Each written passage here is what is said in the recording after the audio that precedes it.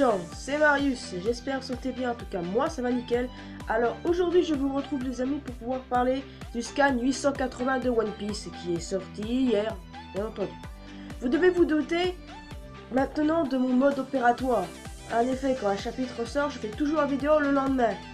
Et malheureusement, même si ça m'enchante pas de faire une vidéo un samedi, je le fais quand même parce qu'il s'agit quand même de One Piece et je me dois de le faire. Et puis One Piece c'est la vie. Écoute, hein, j'ai toute la journée pour bosser, donc ça va. T'inquiète. Bon, concrètement, j'ai une information pour moi personnellement. Quand j'avais fait une vidéo sur le passé des parents de Zoro, avec l'image qui était sortie pour Kyoto là, je me suis complètement gouré, mais je vais pas aller plus loin. J'ai écrit un pavé sur Facebook, donc si vous voulez aller voir ce pavé, vous pouvez, mais en tout cas, cette théorie est fausse. Même si je pense que je ferai une autre vidéo sur le passé de Zoro. Pour le chapitre qui est sorti en retard, apparemment la semaine prochaine, il sortira beaucoup plus tôt, à mercredi, de ce que j'ai entendu. Mais j'espère au fond de moi que ça va pas être tout le temps sortir soit mercredi, soit, même si mercredi me dérange pas en soi, ou soit un samedi. Ça me dérange pas plus que ça non plus. Mais... On va faire trêve de bavardage maintenant les amis, on n'est pas là pour faire ce bavardage là, on est plutôt là pour parler du chapitre maintenant. Mais je vais changer quelque chose concernant ça. Je vais éviter de parler de résumé à chaque coup, vous l'avez vu, je sais rien, je passe à résumer, parce que je vais parler de ce qui s'est passé étape par étape quoi. C'est-à-dire que rien ne va changer à part qu'il n'y aura plus de résumé, parce que ça serait peut-être un peu trop long pour certains. On va commencer sans perdre un instant. Mais la première page, je continue d'en parler, ça c'est pas un souci. La première page qui est toujours pour les aventures de Sai. Et cette fois-ci nous ne voyons pas Sai, mais Ulycia, l'ex-fiancée de Sai. D'ailleurs, cette dernière est complètement entourée de types qui lui offrent des bouquets de fleurs ou des trucs du genre. Et ben c'est simple en fait, ce sont ses maris, parce qu'en réalité, elle a 25 maris. Et elle est en colère parce que Sai a refusé le privilège, comme elle dit, qu'il soit son 26e mari. Elle a 25 maris. C'est une big mom en seconde. Attends une seconde. Je ne vois pas réellement ce que tu veux nous faire, Oda. Les meufs à plusieurs maris, ça existe, mais... 25? Ah là, tu t'es lâché. Alors là, on est d'accord, il s'est lâché. En tout cas, je m'attends moi, personnellement, à un combat entre Ulycia et Babyfive. Histoire qu'elle venge ça, Babyfive. Non, parce que c'est ça que j'attends depuis le début. Qu'elle arrive, qu'elle la tabasse et point. C'est ça que je m'attends surtout. On verra bien. Pour le chapitre, d'abord, qu'est-ce que j'en ai pensé? Oui, je continue de dire ce que j'en ai pensé avant. Et ben, je l'ai trouvé super. Je l'ai trouvé magnifique, fabuleux, génial. Eh oui. Depuis quelques temps, Oda il nous fait de super bons chapitres. En effet, c'est le 3e meilleur pour moi de l'arc Whole Cake Island. En effet, si ça fait l'ordre des précédents. Et déjà, le bon point, c'est qu'il n'y a pas de pause la semaine prochaine. Donc, peut-être, on va avoir encore un truc de ouf. On va commencer avec Sandy, Pudding et Chiffon qui sont arrivés à Chocolatown. Pudding a menotté Chiffon pour faire genre qu'elle l'a avec elle juste parce qu'elle l'a forcé à aider pour le gâteau. En disant que c'est Beige qui est responsable de tout ça et que Chiffon n'a rien à voir.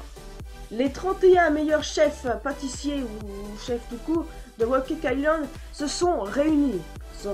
Pour pouvoir faire le gâteau avec Pudding et tout ça. Pudding a ordonné à tout le monde, enfin aux citoyens en gros, d'empêcher quiconque de rentrer pendant la préparation du gâteau, peu importe le rang. C'est-à-dire, peu importe si c'est un sweet commander, même si il y a un smoothie dans les paras je pense. Enfin, peu importe le rang quoi, peu importe si c'est un gars de la famille Charlotte ou un simple citoyen, personne n'a le droit de rentrer pour la confection du gâteau. Elle fait venir chaque chef et elle leur change la mémoire. En effet, elle enlève les incidents qu'il y a eu dans la journée pour les remplacer par eux, c'est-à-dire la chute du gâteau, les Mugiwara qui ont été déchaînés, avec le fait qu'il aurait été que le gâteau soit complètement fichu à cause de la météo, de la pluie, tout ça. Et que Big Mom est dans une rage juste pour ça. Et également fait croire qu'elle et Sanji sont mariés. En effet, Sanji, lui, jusqu'à leur arrivée, était planqué dans Rabian. Et il en avait profité pour dessiner le gâteau avec les ingrédients et tout ça. Et d'ailleurs, même Chiffon est surprise que Sanji se soit rappelé de ce qu'il y a sur sur ce gâteau. Et puis il dit rien qu'à l'odeur. Et elle est grave choquée. En même temps, il y a de quoi être choquée. Moi, je sens un truc. Et ben, c'est pas le même truc. J'arrive à reconnaître l'odeur, mais reconnaître 10 000 odeurs en même temps, ça, non. Puis en même temps, Sanji, c'est un chef. C'est un chef. On sait, Sanji a été recruté pour ça d'un côté par Luffy, donc voilà, c'est pas un souci alors. Je trouve Pudding hyper classe en mode cuisinière. Attention les amis, Pudding est dans la place. Et je vous jure, je la kiffe de trop. Ça.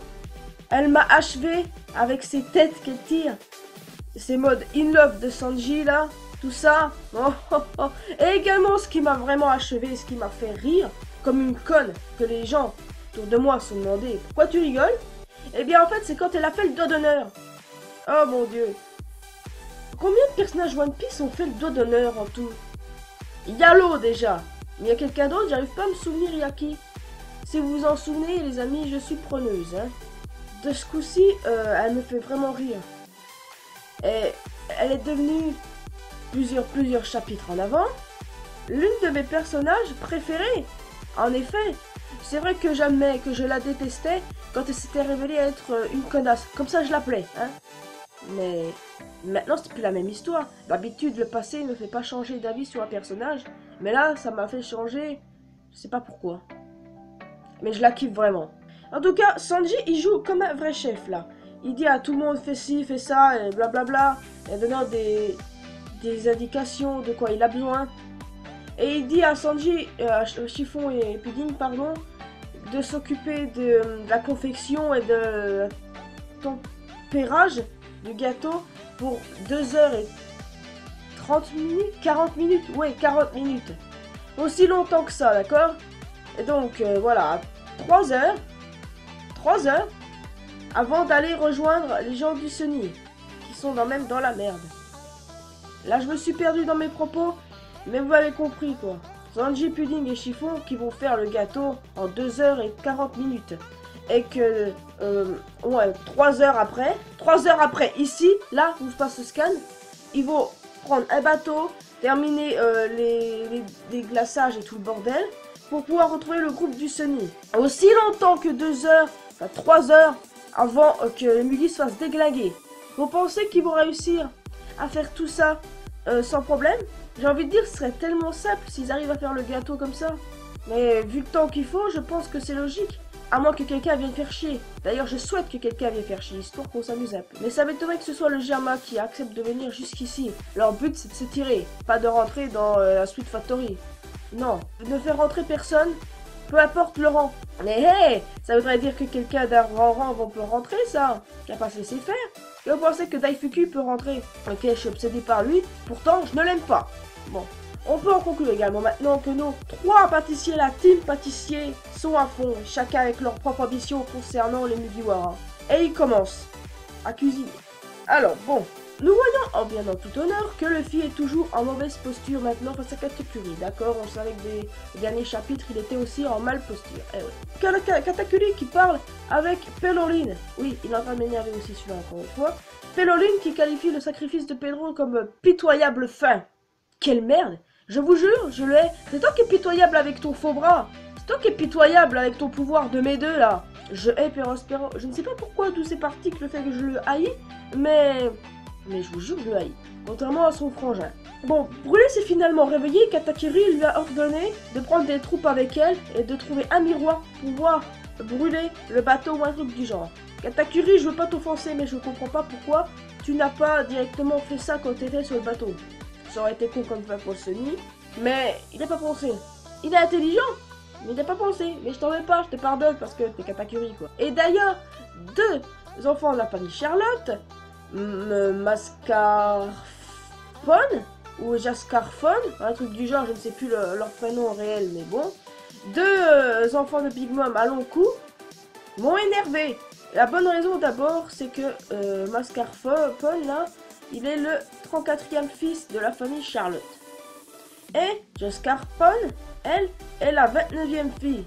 Il y a un problème dans l'histoire. La 29e fille, c'est pas censé être Praline. J'attends à ce qu'Oda confirme ça dans son prochain tome du volume, enfin, dans ce SBS du volume 87. Enfin, J'attends à ce qu'il confirme quel ordre a Praline dans l'histoire. Si c'est gouré sur Joe Scarpone ou c'est sur Praline qui s'est gouré. Enfin, on verra bien ça au fil du temps. Non. Luffy a bon essayé de déglinguer les deux à long coup là. Eux, ils m'ont énervé, je vous jure. À peine je les vois, ils m'énervent. Alors, mais Katakuri les a empêchés en disant je ne te laisserai pas toucher à nos frères et sœurs. Il a la loyauté d'une famille, c'est bien. Ça le rend un peu plus humain, j'ai envie de vous dire. Surtout que Katakuri, pour moi, il n'est pas méchant, il agit seulement pour sa famille. D'accord, c'est aussi un pirate, mais il agit pour sa famille. Et je trouve ça génial, pour sa famille. Luffy, avec un miroir brisé, a réussi à contacter Nami.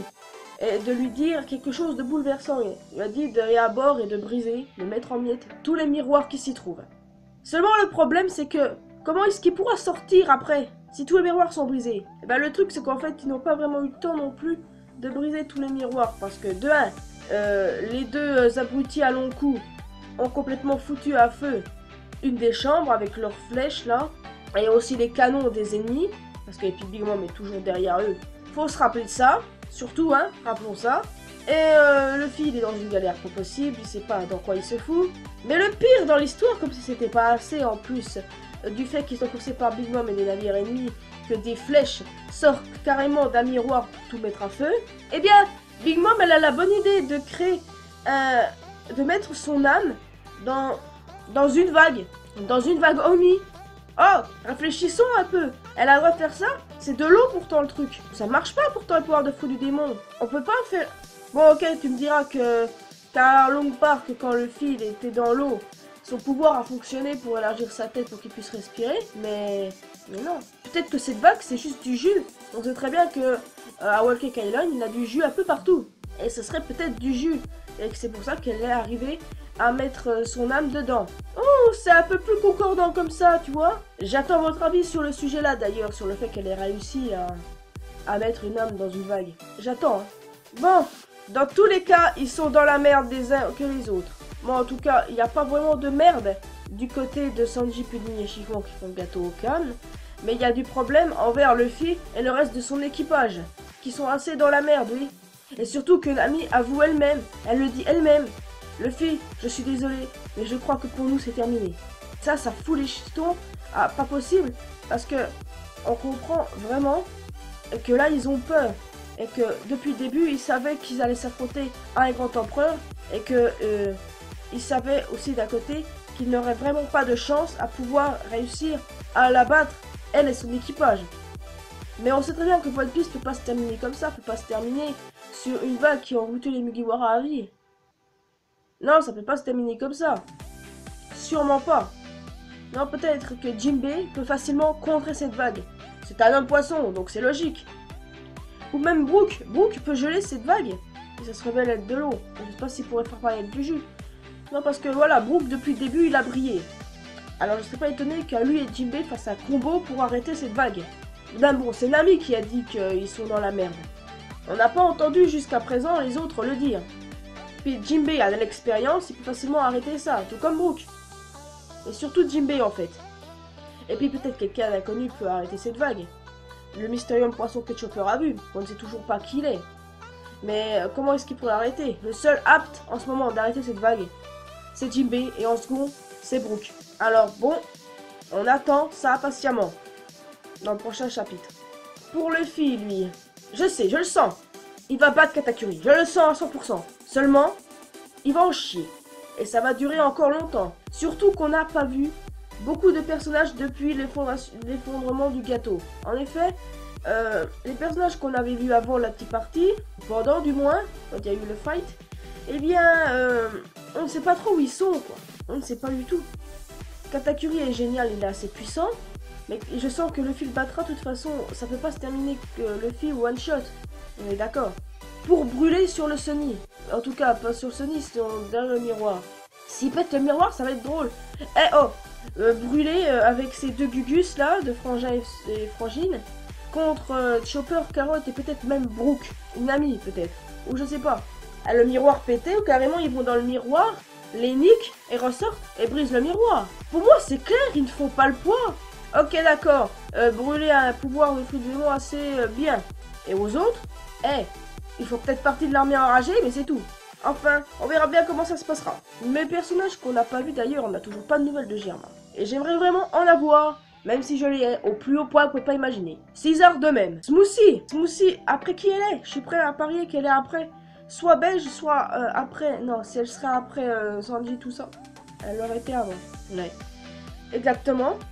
Ensuite, Compote. On n'a pas vu l'étendue de son pouvoir. On n'a pas vu. Et c'est ça qui est dégoûtant. On n'a rien vu du tout. Oda! T'as encore tellement de personnages à montrer. Le Mysterium Poisson, Pecoms, Tamago, Stussy, Morgans. Beaucoup de personnages qu'on n'a pas vus, frère. Également Pedro, on n'a pas de nouvelles s'il soit en vie. Ou pas. D'ailleurs, il y a une théorie sur lui en approche.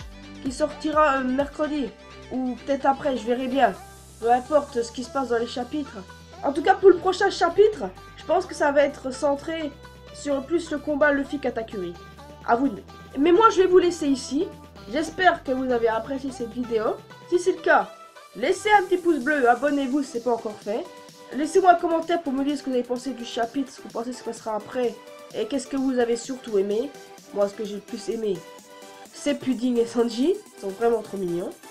Petite image de fin. Et moi, je vous laisse ici pour se retrouver dans une prochaine vidéo avec de nouvelles aventures, One Piece ou n'importe quoi d'autre. Portez-vous bien jusqu'ici. Ciao.